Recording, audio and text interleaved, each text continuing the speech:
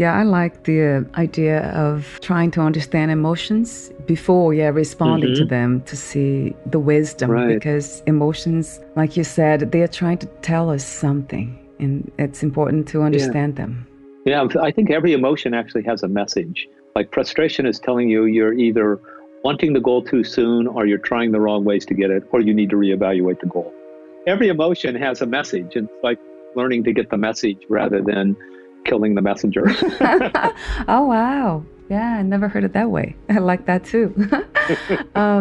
Talk to me about the map of the archetypal journey, which is a map for living as a spirit in the world.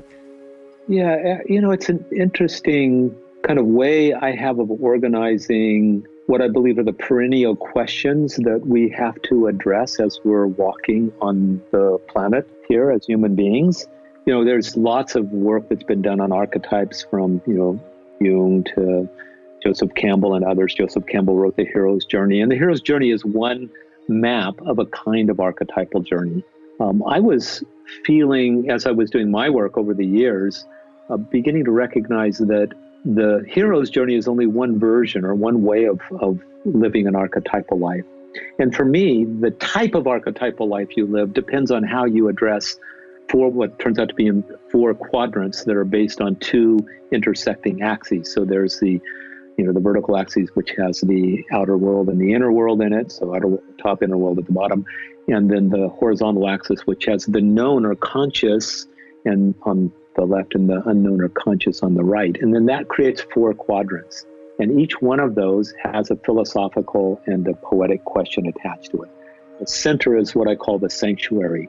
So for me, to walk soulfully on the planet and to live your best self on the planet, you need to have a deep connection with yourself.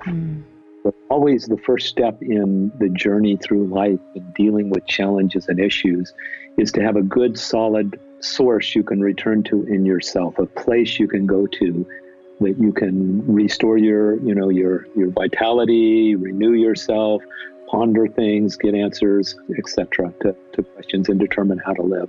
And so for me, navigating life is about returning to those questions because we're going to answer them differently. And as we answer and explore one area, it opens up the other. So as we begin to extend the reach of our heart out into the world, we may have to deepen our trust in life. We may have to expand our horizons so more is possible for us.